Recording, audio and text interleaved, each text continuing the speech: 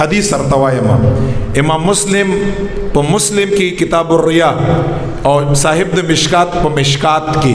په اول جلد کی پس یہ ستو کی نور کتبو کې داسې نیم نیم اندازه باندې دا حدیث راغله بالکل صحیح حدیث دی دا واوري ډیر عجیب حدیث دی ابا هريره فرمای رضی الله عنه ویچ نبی علیہ الصلوۃ والسلام مبارک او فرمایل ویچ قیامت پورز باندې با الله جل جلاله درې کسان ربو بلی درې کسان یو شهید یو عالم مولانا سے عالم او یو سخی مالدار چکم یو انسان صاحب مالی ویچ خدای پاک جل جلاله با قیامت پورز باندې دا درې کسان ربو بلی ځان تبی ادری ابا هريره فرمای پیغمبر صلی الله علیه وسلم او فرمایل ویچ شهید با پا دغه دریو کسانو کې الله تعالی ډومبای کا ځان تبی ادری او چې په ژوند کې په دغه شهید باندې الله تعالی څومره نعمتونه کړي دغه ټول نعمتونه به الله تعالی ورته یاد کا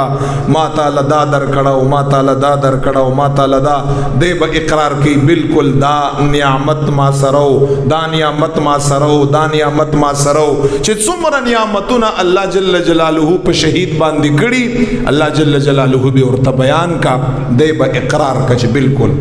ابا هريره فرمائی نبی علیہ السلام او فرمایل رب لا یزال بدغ شهید ته او فرمائی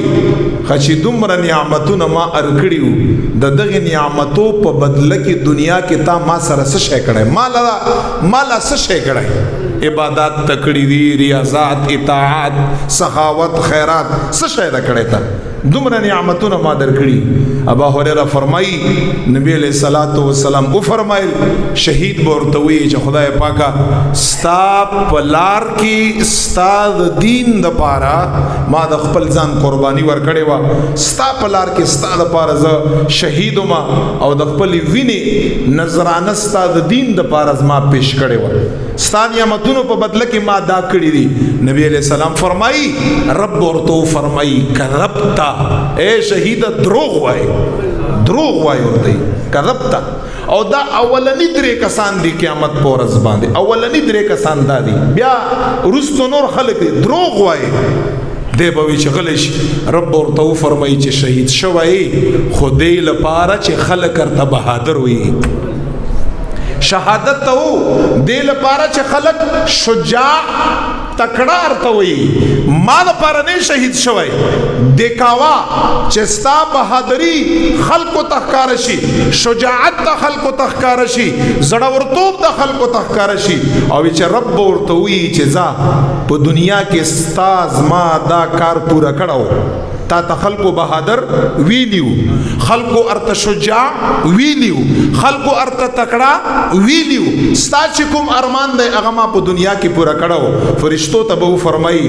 الټه راکا گئی اور د جهنم ته واچوي نبی علیہ السلام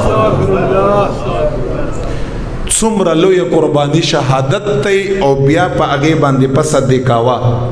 سوچ کوي انسان جنت طرف نه جہنم په طرف باندې بوزي نبی علیہ السلام فرمای دویم لمبر با عالم دین راولی دا هغه ذمہ خلق چې په معمولی علم باندې اغوی تکبر کا انسان ته سپک ګوري مالدار په هر ځای کې ځان ته نږدې ساتي غریب لري ساتي غریب سپک ګړي نعوذ بالله هغه خلقو ته زیاما هغه علماو ته زیاما چې دغه عالم به خدای پاک جل جلاله قیامت پورز باندې راولي دا بدویم کسي رب ادری تا باندې ما دا نعمت کړایو عزت می در کړایو فلان تاسو ما لپاره څه شي کړای وشي نبی علیہ السلام فرمای دغه عالم دین ورتوي چې خدای پاکا زما ستاد رضا لپاره علم زده کړهو ستاد رضا لپاره د علم ما خلق ته خودلو رب لا یزال کذبت رب ورته فرمای دروغ وای رب سره خو ما او تاسو نشو کولای. کرامن کاتبین دا خو صرف د زما او ستا اطمینان د پاره ناستی، ورنه رب لا یزال دیته محتاج نه دی. په ارڅ باندې الله خبر دی. دروغ وای تا دا علم دی د پاره کړو چې خلق ستا صفاتو کا چې دا لوی عالم او تکړه عالم او فلان او پویدا او داسیو. رب ورته فرمایزا خلق په دنیا کې هغه ارڅ ارتویلی تکړه مرتویلی او دایم درتویلی چې څه د ستانیتو هغه ارت خلق ویلی راشه فرشتو الټه اون سے رایا کاږي اور د جهنم ته د عالم امر گزار کړي. حالانکه کہ یو طرف ته وګوري د انبیاو وارثان دي، لوی خلق دي، لکه څنګه چې موږ تاسو ته په ځمکه باندې په اسمان کې ستوري ښکاري پړقېدونکي، په اسمان کې فرشتو ته په ځمکه داسې علما ښکاري. سبحان الله. فرشتو ته په اسمان کې په ځمکه داسې علما ښکاري لکه موږ ته په ځمکه باندې چې په اسمان کې ستوري څنګه ښکاري. خو چې د خدای رضا یې رکي، اخلاص یې رکي، دکاوار کې دي، سپک کتنه دنیا غرض دنیاداری، سپین لمن اغوی احترام، فقیر اغی سره دشمنی، چې دا خبرې نه یې رکي. تعالی خدای دین در کړی، تعالی خدای پوها. او دریم نمبر سخی انسان، مالدار انسان الله بیا راولي تعالی ما دا نعمت در کړی او تعالی ما دا در کړی او تعالی ما دا تا دومره نعمتونو په بدله کې ما د پاره څه کړي دي. وی سخی به ورته وایي چې ما خیرات کړی او صدقات م کړي او دا م کړي. رب ورته فرمایي کذبته، دروغ وایي، دا ارڅ تا کړي چې خلق تا ته جواد وي، سخی ورته وي، ډیر مال خرج کوونکی هغه درته وي. ځه په دنیا کې خلکو درته سخی ویلی دی، فرشتو ته به وایي چې دام پړ مخې الټا خپونه سه رایا کاږي، نعوذ بالله اور د جهنم ته واچوي. حالانکه سخاوت دا د ټولو انبیاء سنت ته،